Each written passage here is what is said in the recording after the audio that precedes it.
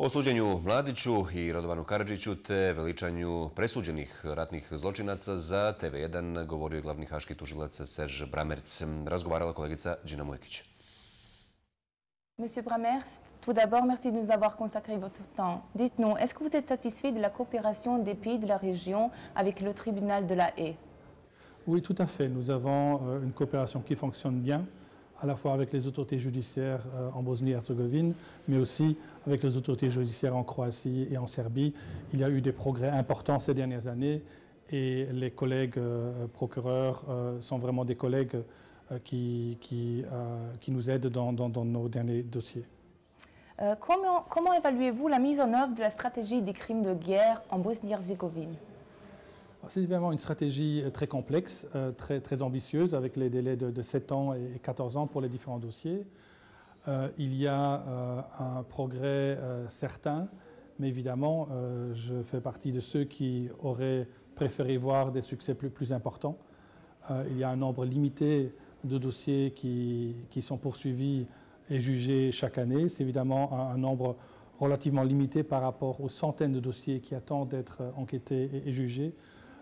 Donc il est important que les ressources soient augmentées. J'ai pris bonne note ce matin à la réunion avec le procureur en chef qu'il y a des procureurs supplémentaires qui vont être nommés. C'est certainement un élément important, mais je pense que plus de ressources sont encore nécessaires pour vraiment voir un progrès considérable.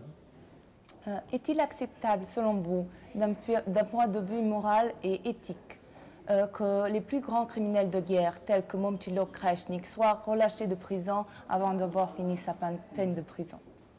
Vous savez, c'est une pratique au tribunal depuis les débuts que les condamnés sont autorisés par le président, après d'avoir servi 2/3 de leur peine, de rentrer dans leur pays respectif.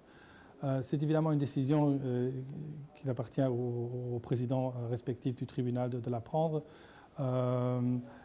Ce que je trouve surtout regrettable dans ce contexte, c'est que d'une manière générale, et nous l'avons vu de tous les côtés, que des personnes condamnées et qui ont servi leur peine sont bien souvent reçues toujours comme des héros dans leur communauté, ce qui est, je pense, regrettable. Après le retrait du juge Frédéric Harhoff, la crédibilité du tribunal de la paix est-elle menacée? Je crois qu'en effet, toute la discussion qui a entouré la lettre, comme d'ailleurs toute une série d'acquittements assez controversés, ont causé pas mal de discussions par rapport au tribunal. Et je trouve ça en effet regrettable et j'ai évidemment mon avis personnel sur ces différentes questions. Cela étant dit, en ce qui concerne mon bureau, nous nous concentrons évidemment sur le fait de bien mener à bien les derniers procès, Karadžić, Mladić, Hadžić.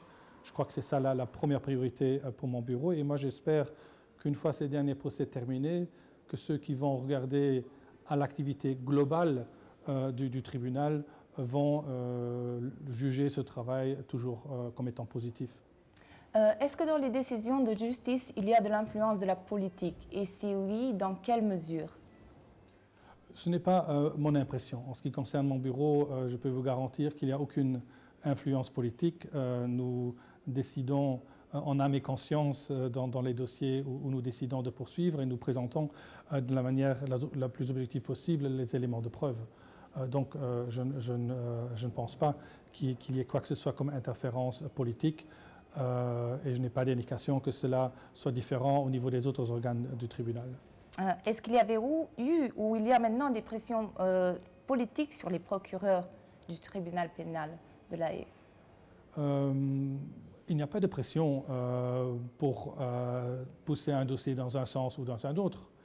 Je dirais qu'il n'y a pas de pression du tout, mais la réalité est que nous sommes dans la phase finale de l'existence du tribunal, que le Conseil de sécurité légitimement demande que nous finissons les derniers procès de la manière la plus rapidement possible et il est à nous de trouver une sorte de compromis, de veiller à ce que nous avons le progrès nécessaire et attendu par les pays à New York et en même temps de veiller à ce que le procès reste un procès équitable où toutes les parties au procès ont la possibilité de développer leur argument, de présenter la poursuite et de la défense de la manière la plus professionnelle possible.